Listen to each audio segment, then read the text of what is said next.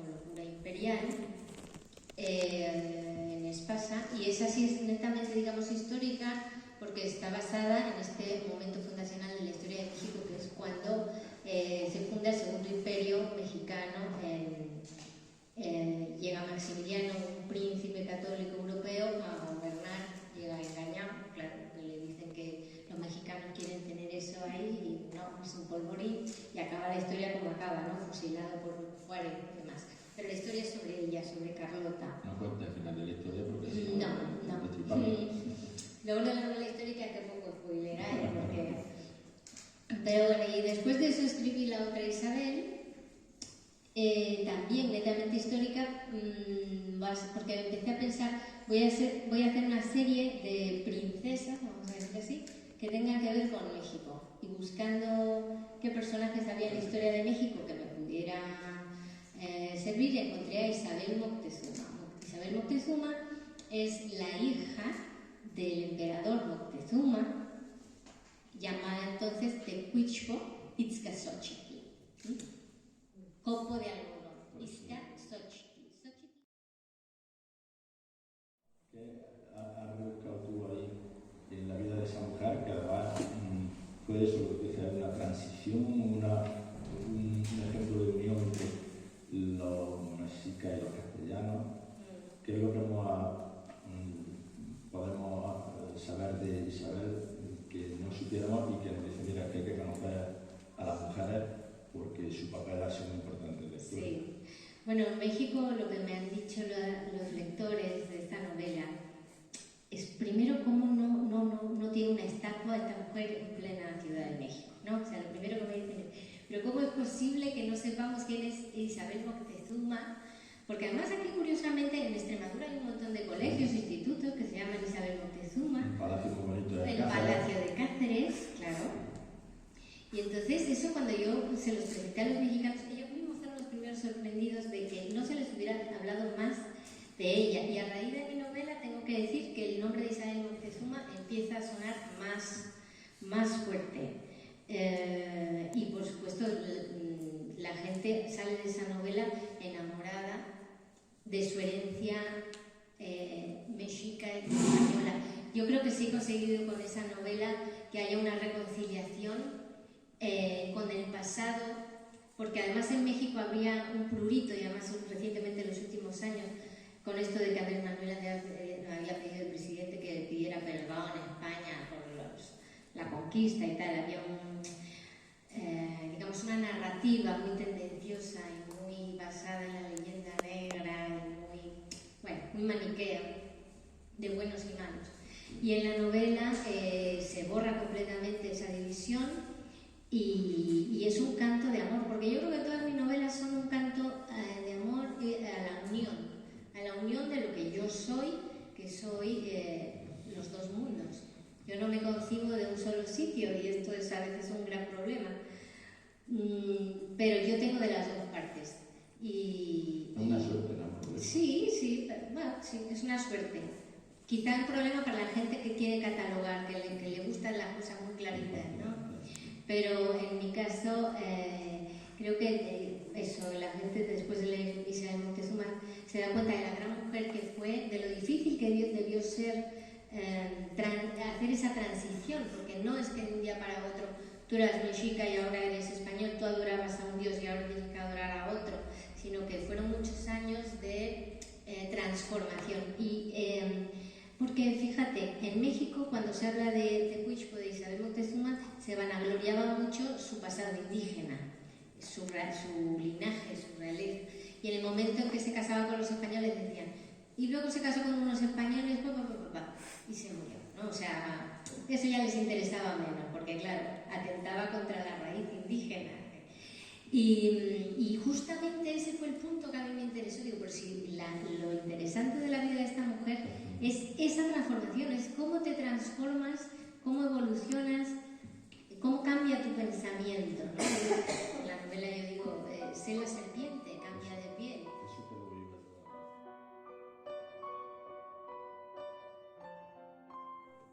Y por invitarme aquí, para mí esto es un regalo, toda esta experiencia que estoy teniendo es un regalo. como decía Pedro Pablo, yo no soy escritor. De hecho, no me considero escritor. Cuando en alguna entrevista veía el escritor Toni Montserrat, pensaba, hostia, pero hablan de mí. O sea, porque en realidad, bueno, ha sido pues una primera experiencia, para mí era una prueba, para mí era un reto, era intentar hacer algo bien, la verdad. O sea, esto sí que sí. El origen de la historia, efectivamente, vengo del mundo de la empresa, por formación, luego también por trabajo. He sido siempre muy lector, un poco ecléctico, me gusta un poco todo. Y leo pues un artículo en el diario de Ibiza que habla sobre una tradición ibicenca a la hora de cortejar, que es el festeig, ¿no? Que era que los padres de las chicas casaderas hacían como una jornada de puertas abiertas en la que los jóvenes iban pues a conocer a la hija, ¿no? Y a raíz de esto, o sea, esto generaba muchos problemas de seguridad y la isla era pues como muy insegura, todo el mundo iba armado y demás. El artículo hablaba de esto y hablaba de una carta del gobernador civil de la provincia, en Mallorca, que escribe indignado a los alcaldes de Ibiza, quejándose de que los ibicencos son unos salvajes y unos vándalos, ¿no? Y algo de razón tenía el hombre. Bueno, todo esto surge porque matan a un religioso. La noche del 26 de diciembre de 1863, es verídico, asesinan al cura de la parroquia de Sant Jordi y a su criado. Se ve que el hombre tenía dinero en casa para comprar una finca cercana, que lo que ahora es Playa de Ambosa, todo hoteles de 5 estrellas y demás. Pues en esa época el señor sacerdote quería comprar esa finca, tenían dinero en casa y lo matan, ¿no? Y me pareció muy interesante por muchos motivos. Por un lado porque es una historia real, un crimen real. A mí me gustaba la novela negra. En segundo lugar porque no se resolvió este crimen. Eso daba pie pues a fabular, ¿no? Y luego, pues lo que me maravillaba también era la época. Una época, los años 60 del siglo XIX, totalmente desconocida. O sea, en la que Ibiza es una isla totalmente desconocida. O sea, parece que Ibiza solamente existe, tú ahora piensas en Ibiza y lo que te viene pues a la mente son ingleses haciendo balconing, que no hay vivienda y se alquilan balcones, ¿no? Para dormir y cosas de estas, ¿no? Es decir, salimos en prensa para este tema. En agosto coges la revista Hola y el 80% de la gente está en Ibiza, parece ser. Ok, o sea, esta es la Ibiza actual, ¿no? Una Ibiza en la que todo es caro, las casas payesas valen millonadas, las casas no payesas también valen millonadas. Pero si te vas atrás, ¿en qué piensas? En los hippies, ¿no? Dices, hostia, Ibiza era una isla de hippies. Es verdad, ¿no? Los 60, 70 y demás. Pero, ¿cómo era la Ibiza previa? ¿No? Entonces, la posibilidad de, por un lado, estudiar, porque yo, siendo ibicenco, desconocía la realidad de esa Ibiza, ¿no? Entonces, me parecía interesante aprender, primero de todo, cómo era Ibiza, cómo era mi isla. Y entonces descubrí que tenía toda la historia. Tenía una Ibiza desconocida, tenía un crimen real y tenía esta posibilidad de crear ficción por el simple hecho de no haberse resuelto el crimen, ¿no? Era, no sé, pues perfecto para empezar a escribir, ¿no? Quizá un poco ambicioso, porque digamos que era como un reto doble, ¿no? Por un lado tenía que crear una ficción, una trama detectivesca que fuera capaz de mantener la atención del lector, el interés del lector. Eso era un reto. Y luego estaba el reto, que era el reto de crear una ambientación que fuera rigurosa, ¿no?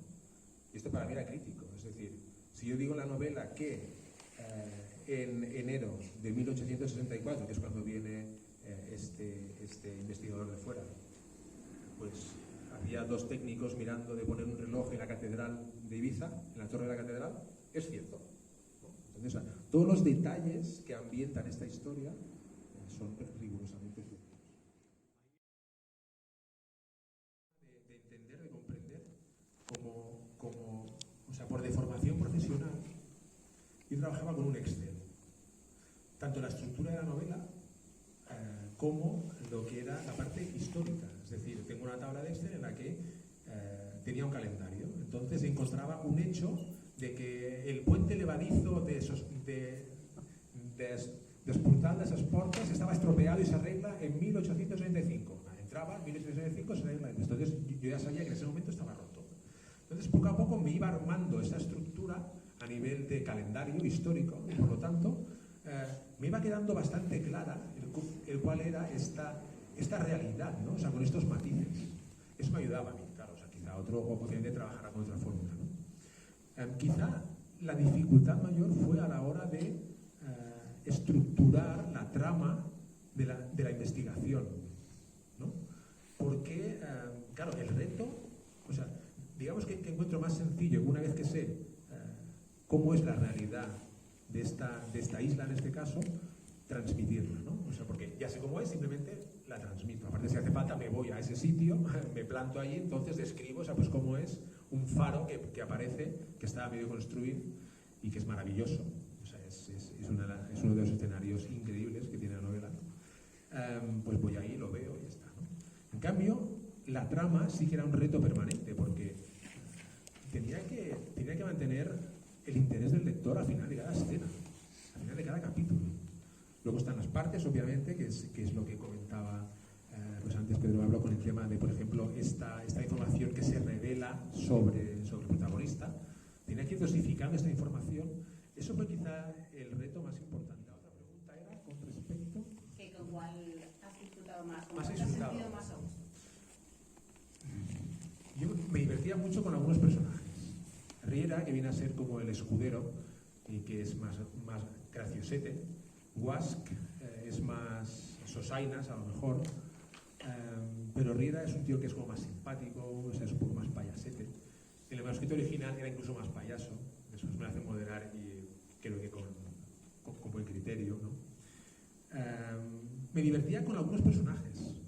Hay una de las protagonistas secundarias que es la esposa del gobernador, María Dolores Ortiz de Zárate, que me lo pasaba bomba. Cada vez que aparecía una escena me frotaba las manos porque me divertía mucho con ella, la verdad. Entonces, quizá me he divertido mucho en estos momentos en los que aparecían esos personajes y quizá también en los momentos de inspiración, ¿no?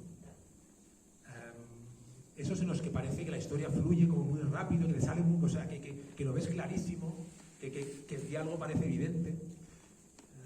Esos momentos eran también, pues, de, no sé, o sea, pues de un subidón total, ¿no?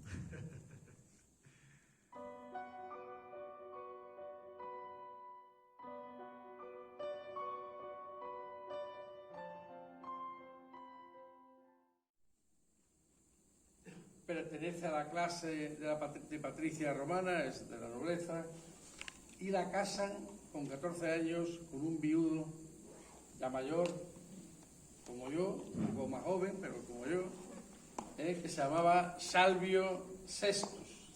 Era un próspero comerciante de perlas, que además tenía 2 hijos del matrimonio anterior.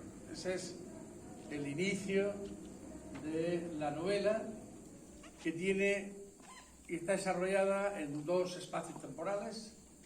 Uno, cuando ya lleva unos cuantos años casada, y otra parte, donde permanentemente nos vuelve para atrás en cada capítulo, es desde que inicia ese casamiento con 14 años, ¿no?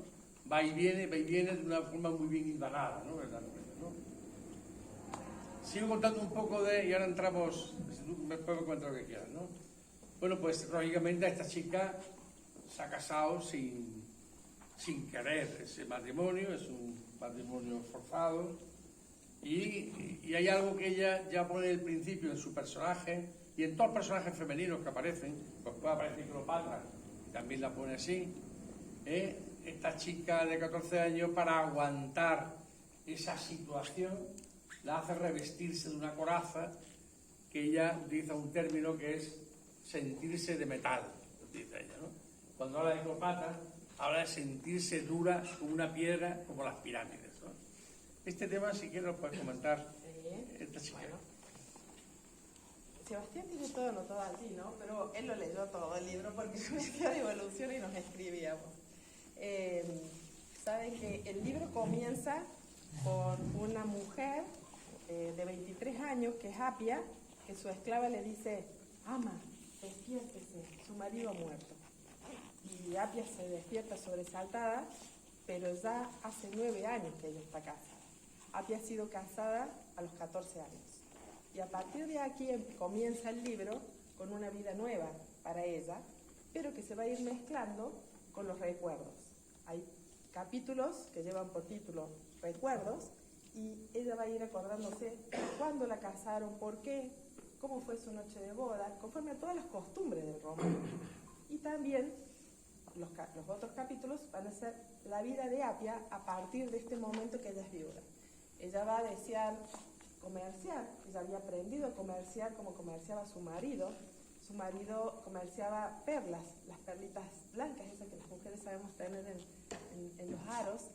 Ella comerciaba eso porque su marido comerciaba, y dice: ahora que estoy sola, quiero seguir haciéndolo. Y cuando se mete a querer tomar decisiones, los hombres de la época le dicen: sí, no hay problema, pero no vas a poder entrar a nuestras reuniones, las reuniones de la cofradía de los hombres. Esa es una de las partes de la vida de Apia que yo voy a ir contando. ¿Cómo es esto? Porque la mujer en Roma era una eterna niña, jurídicamente hablando. La mujer en Roma estaba bajo la tutela del padre, y cuando se casaba pasaba a estar bajo la tutela del marido. Pero como ahora está hace 50 años.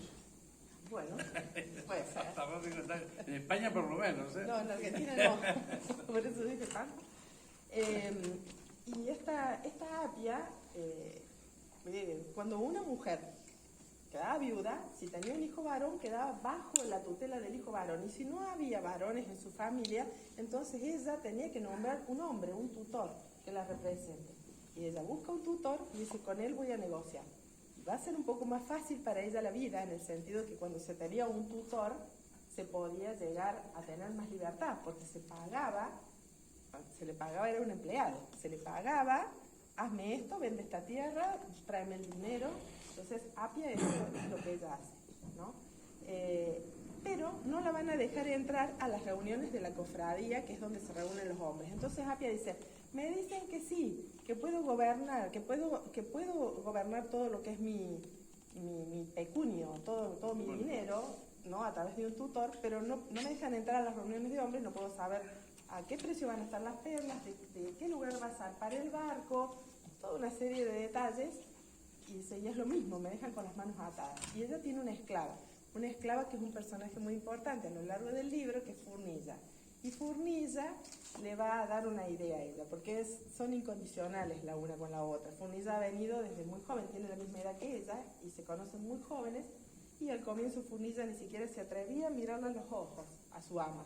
Pero con los años han tomado confianza y saben que pueden contar la una con la otra. Empieza a haber una amistad entre estas dos personas de distinto estrato social.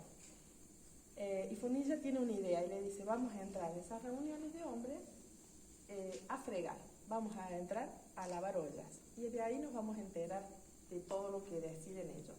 Y a partir de allí ellos van a entrar a escondidas y se van a dar una serie de situaciones, porque ellos no van a entender cómo es que ella siempre sabe cómo hacer, cómo tomar decisiones correctas para comerciar. Entonces es un poquito ese thriller de eso. Es la historia de amor de Apia, porque en el medio de estas actividades que ella lleva adelante va a conocer el amor. Ella ha estado casada todos esos años con este hombre, 30 años mayor que ella, y ella no lo amaba. Y aquí va a conocer un hombre, pero este hombre tampoco va a saber quién es verdaderamente ella, porque la conoce ahí mientras ella está fregando. Es la historia de esta relación de gran empatía, de que se potencian mucho ella y Furnilla, Apia y Furnilla. Y, por supuesto, la historia está contada desde un punto de vista de muchos descubrimientos que yo creo que ahora nos interesan. Que tal vez, si yo hubiera escrito este libro hace 20 o 30 años, yo hubiera contado acerca, hubiera titulado o hubiera hecho hincapié en las amantes de Octavio, ¿no? O en distintas batallas. ya está Cleopatra interaccionando en la novela? ¿Tenía esa estructura desde el principio o fue surgiendo en la medida en que iban desarrollándola? Yo creo que si tengo escritores aquí van a llegar a la misma conclusión que yo. Los escritores armábamos algo que en el caso de esto que los años iban decreciendo era un rompecabezas difícil que me rompía la cabeza realmente, ¿no? Porque los años avanzaban y se hacían menos. Era 35 a.C., 30, 25. Pero a mitad de un libro es como que, por lo menos a mí me pasa así, los personajes toman vida propia. Y probablemente yo pensé en hacerles hacer algo al comienzo, que yo quiero que vayan y hagan una pelea, no sé, algo.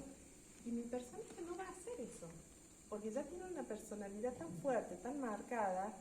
Apia no va a hacer tal cosa, a mitad del libro, y no va a envenenar, porque ya veo cómo es Apia. O tampoco Apia era una mujer muy alegre, porque era una vida.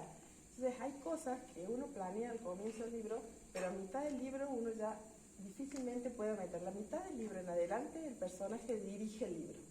Es una vida, es como que de verdad es una vida, y el escritor fuera casi un instrumento para contar esa vida, porque ya no puedes meter lo que aquí se te ocurra, sino que es casi respetar lo que él haría, y uno va avanzando.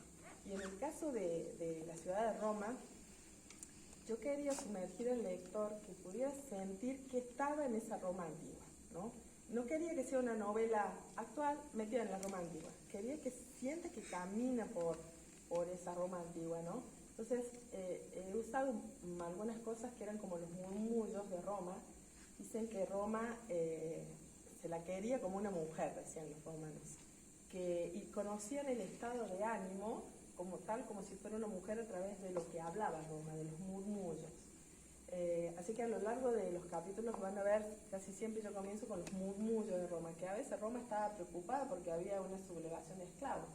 A veces estaba contenta porque estaba en medio de los juegos, iban al teatro, o sea, hay una serie de cosas que suceden en realidad y que son verídicas y que lo van a ver a lo largo del libro. O el romano era muy dado a hacer grafitis, ¿no? Le gustaba escribir las paredes de la ciudad con cosas personales, como sería Salvio no paga sus deudas.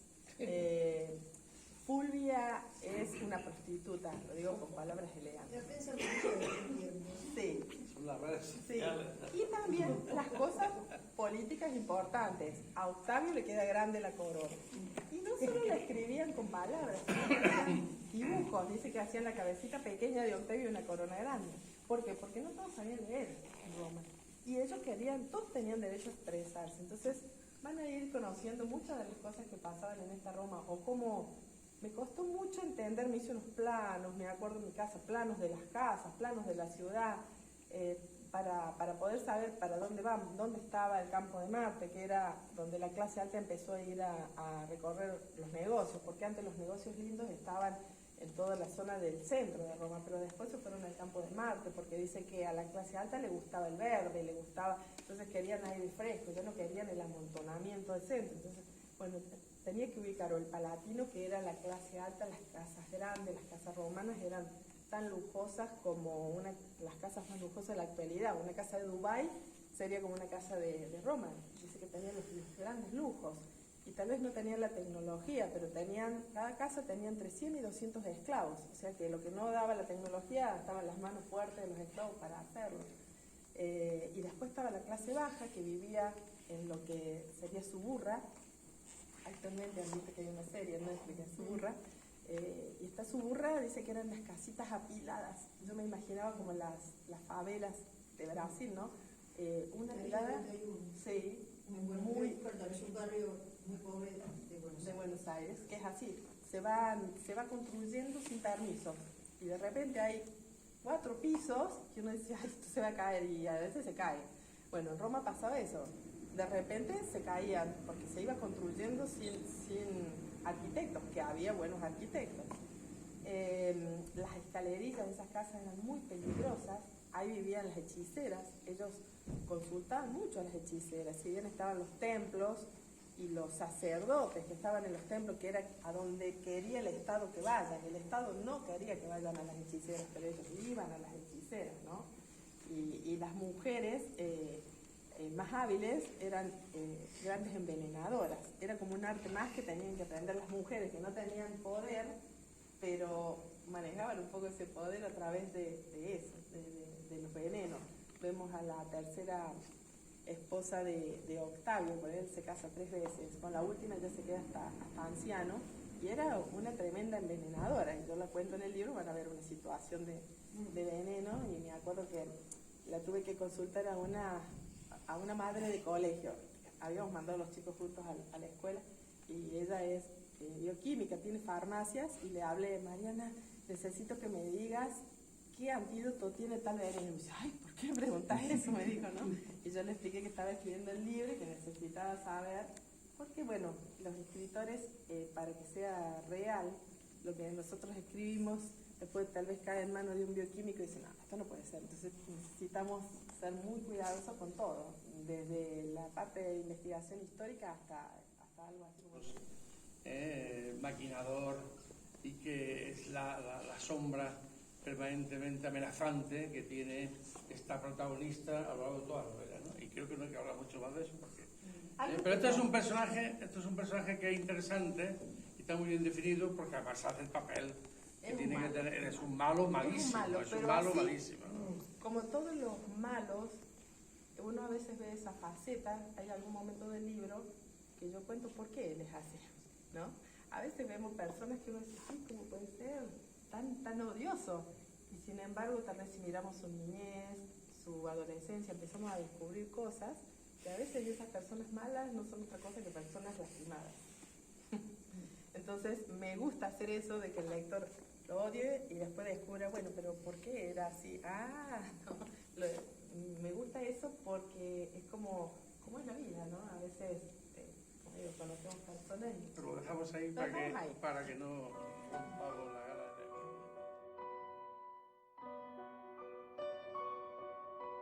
Aunque no lo parezca, es muy política. Sí.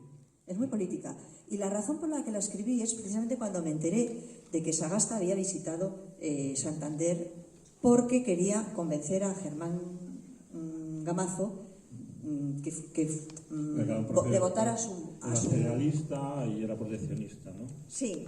Era liberal, Gamazo estaba entre los dos. Era liberal porque además había sido ministro de Sagasta en 1886, ministro de ultramar. Ojo, es Cuba. Y no solamente es eso, es que Gamazo fue el que abolió la esclavitud en Cuba en 1886. Entonces, ¿qué ocurre? Que Gamazo tiene toda su familia, él es vallisoletano. Él se educa en el despacho, él es abogado y se educa en el despacho de Silvela, padre, no del que luego fue político, del hijo. Y en este despacho es una cosa muy curiosa, pero los abogados en aquella época también funcionaban como prestamistas, tenían su clientela y prestaban dinero, si tenían dinero. Y este estaba casado con una de Santander, hija de banqueros, con muchos de la Mora, que tenían mucho dinero. El hermano de su mujer se casa con otra, porque esto es una endogamia de dinero. Se casa con otra mujer de Santander, esa trama amorosa. Puede ser, efectivamente, un flechazo en una novela. Y, por cierto, digo un flechazo en esa novela porque hay una novela que nadie cita y hay un flechazo y hay ahí un hombre impresionante, y es la de Soto Chica, la espada, el dios que habita la espada. Fantástico. Pero flechazo, que digo, eso lo escribo yo y me ponen pingando. Lo escribe Soto Chica y dices, bueno, pues bien, queda bien. Y el conde Voltario es vamos, es que fue un flechazo, es que no hay más. Y me parece muy bien, no lo critico, pero que los demás también podemos hacerlo y no tiene por qué... Y es que me parece fundamental en una novela de aventura que haya su romance. A lo que iba antes, se puede plantear de otra manera. Todos le conocéis La casa Bernarda Alba. Es una novela, es una obra de teatro de mujeres. ¿Pero cuál es el tema central? Es el romance. Se están hablando de un hombre, no aparece el hombre, ¿vale? ¿Pero cuál es el tema? Fundamentalmente es ese, es en torno al romano. Bien, también se puede escribir una novela de hombres en el que uno de ellos está tocado porque ha tenido un amor y puede hacer referencia a ese amor y no aparecer ese amor ni aparecer. Es decir, puede haber romance de muchas maneras. Eso ya cada uno que escoja lo que quiera según su novela y tiene opciones. Pero que falte a mí una novela en la que no salga, es decir, nada de la... Es que me parecería un hombre cojo si sale un hombre o una mujer totalmente que no se hable de su vida amorosa, me parecería un poquitín coja ese personaje, le echaría en falta. Entonces, ¿estoy a favor? Sí, yo creo que sí, que tiene que haber siempre algo, un romance, es que me parecería sosa la novela, personalmente. Es una opinión. ¿Te gustan tus personajes? Porque Antonio Maura organiza una comida en el balneario cuando es la visita de Sagasta y acaban todos en el balneario. Y esa es la razón. El balneario ya no existe, quedan restos.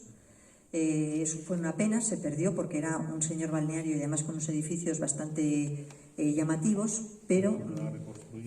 No, imposible, es más, es que no existen ya ni las fuentes. Por encima de una de las fuentes pasa la autovía que va a Gijón, es decir, de Torrelavega a Gijón, y pasaron por encima. Así que un desastre, me imagino que todos tendréis en vuestros sitios de origen algún desastre de estos. Pues la Fuente del Francés es uno de ellos. Lo que sí es cuando organizo la trama, claro, no quería que fuera solamente política. Y claro, un balneario, y ocurrió en un balneario y dije, madre mía, ¿el balneario? ¿A qué te relaciona el balneario? Agatha Christie. Claro, es justo lo iba a decir. Desaparece en un balneario y tal, y digo, pues Agatha Christie. Y además luego pienso y digo, ostras, esto ocurre en el 91 y en el 96 se cargaron a Cánovas de un tiro en un balneario de Mondragón, en San Sebastián, en Guipúzcoa. Y dije yo, pues está clarísimo. Y además... Y aprovechaste y le diste un anarquista por medio. Claro, es que ¿quién mató a Cánovas? Un anarquista italiano, no me acuerdo ahora del nombre, pero tiene nombre. Sí, pero fue un anarquista, dije yo, hay que meter también un anarquista, porque si además estaba Pablo Iglesias con el PSOE allí también, digo, hay que montar, como digo yo, hay que liar la parda. La dama negra que se va complicando por momentos. Sí, hay que liar la parda, yo eso lo llamo liar la parda. Y la verdad es que cuando estoy en ese momento de plantear la novela, cuando estás montando la trama y estás liando la parda, es como la parte que más disfruto de escribir. Es un poco chocante, ¿no? Que por un lado pues haces tramas amorosas, románticas, y por otro lado intriga, novela negra, y esa mezcla, ¿cómo lo haces? O sea, yo sería incapaz de partirme la cabeza y con cosas tan antitéticas. Bueno, porque es antitética, es decir, va de la mano. Tú has visto a Humphrey Bogart, ¿no? Y a Lauren Bacall en las películas, y no ligan bien, pues ya está. Es decir, puede ser perfectamente un thriller porque no va a haber un romance, por supuesto, eso no está reñido en absoluto. Y luego, pues no sé qué más quieres que te cuente. Por ejemplo, aquí datos que vas escribiendo y dices, lo que te contaba antes un poco en Hilvanes y Contrabando, ¿no? Que te van surgiendo. Y aquí, por ejemplo, ella escribe, muy bien, y digo, ¿qué usa? ¿El plumier de madera con la...? No. Y empiezo a investigar y resulta que dices, ostras, si existe la Waterman. Y como ella pasa por Nueva York, digo, pues justo, compra sus plumas y le regalan una de oro, exactamente. Le regalan otra de oro. Sí, además, y tiene sus Waterman, las primeras plumas estilográficas. A mí me ha gustado este personaje, Antonio.